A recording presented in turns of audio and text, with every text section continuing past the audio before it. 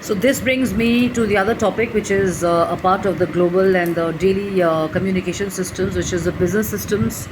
And it says if you want to make a system easy, build it in a very successful manner, and to make it a functional system, try and allocate hours where you can have a conversation and where you can't have a conversation. And many of us, when we are in events, or maybe we are making a pitch, or we are handling a client, or people like me who are in a factory, or we are meeting our clients, or we are in some, let's say, personal situations, we cannot talk, and we think that messaging is the easiest way and stuff like that. But actually, when it comes to professional work, and when it comes to the corporate culture or the entrepreneurship work, or maybe a professional system, maybe in a retail store or retail chain, or maybe a newspaper, or maybe a radio, or maybe politics, maybe a corporate, maybe a telecom company, maybe a music company, or maybe even an artist. If you assign let's say an hour or 2 hours to just respond to phone calls,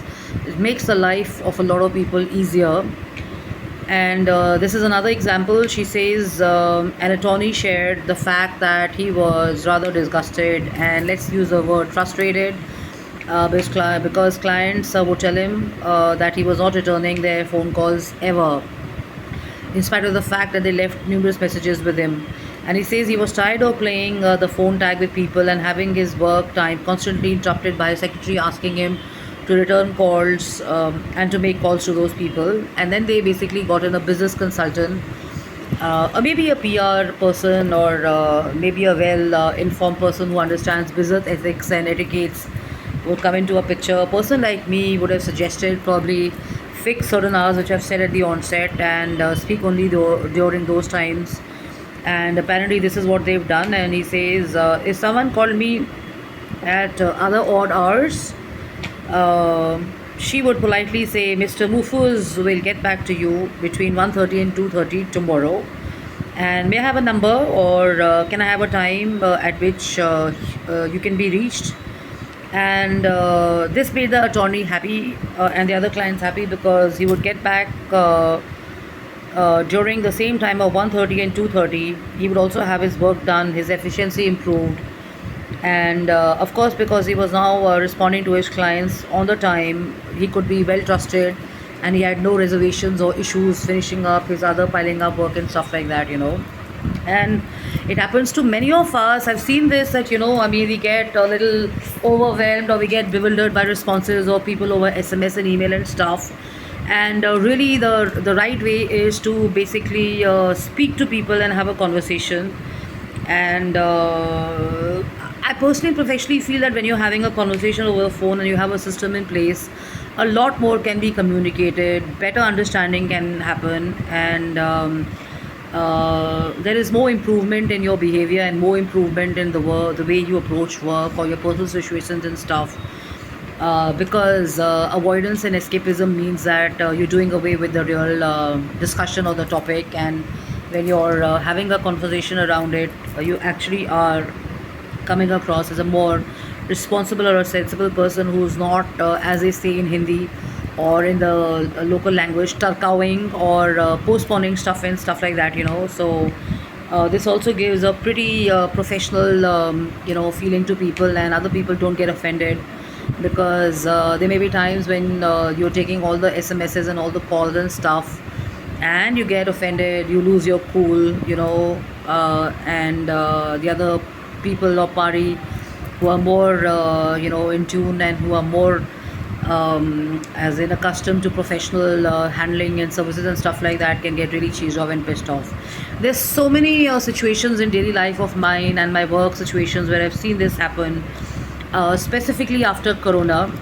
And I think the ideal way is to do less of WhatsApp conversation and have more of phone conversation. And if you know the person really very well, then of course you can explain to the person your limitations and stuff like that.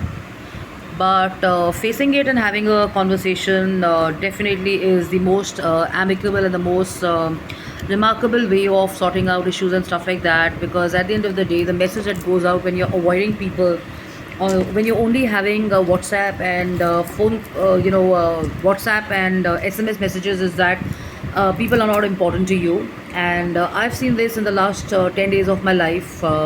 As I've spoken to people, I've bonded even more, and I've met people I've enjoyed even more. There is no miscommunication. It's easy to understand people. It's easier to bond with people.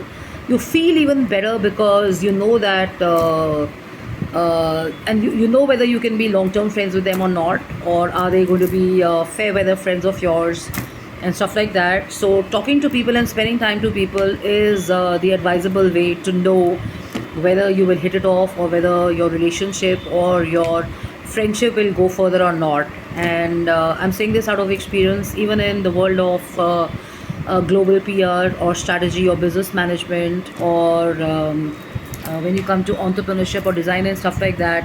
People pay a lot of emphasis on response time and the quality of experiences in the services and stuff like that, and if you're in a place like Leh Ladakh, you will realize that people there are far more professional than you go to hotels.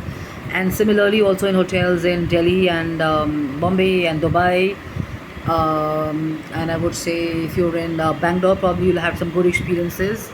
But what really helps is prompt response, and having amicable conversation rather than exchange of heated messages, and spending and wasting your energy when you can have one phone call and everything can be sorted and stuff. So if you feel this message helps you, please feel free to write in and stuff. And uh, when you're at a slightly more senior position, you're not in a position to handle all the phone calls and all the emails and stuff like that. So highly recommended is to get a second person under you, or a secretary, and that really helps. And on a Saturday, probably you can spend your time thinking about what are the changes you can bring into your working and to your systems at work as you resume your offices on Monday. So hope this helps. And uh,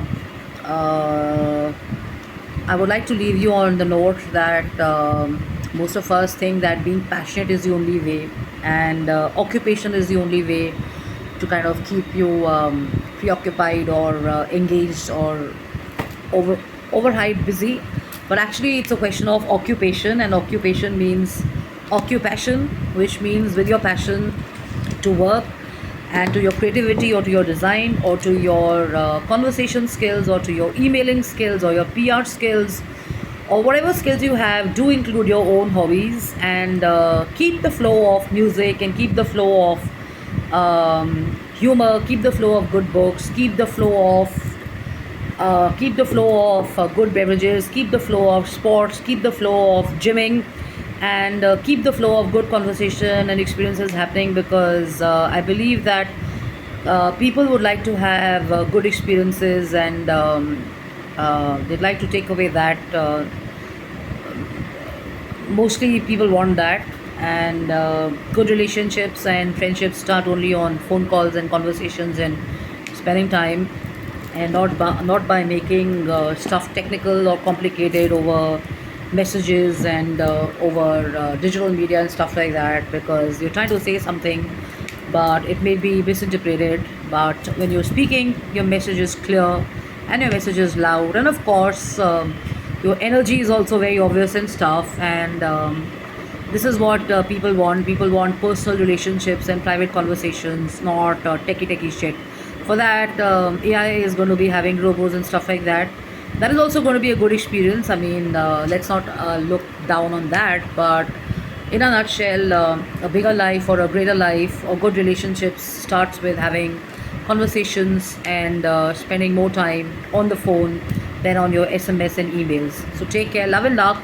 I'm Jessica Pani. I'm the founder and CEO of I'm Decor and Design, and as you know, we are in the business of home and office decor and interior solutions. So you could take a look at my catalogs on the WhatsApp business and my social media pages.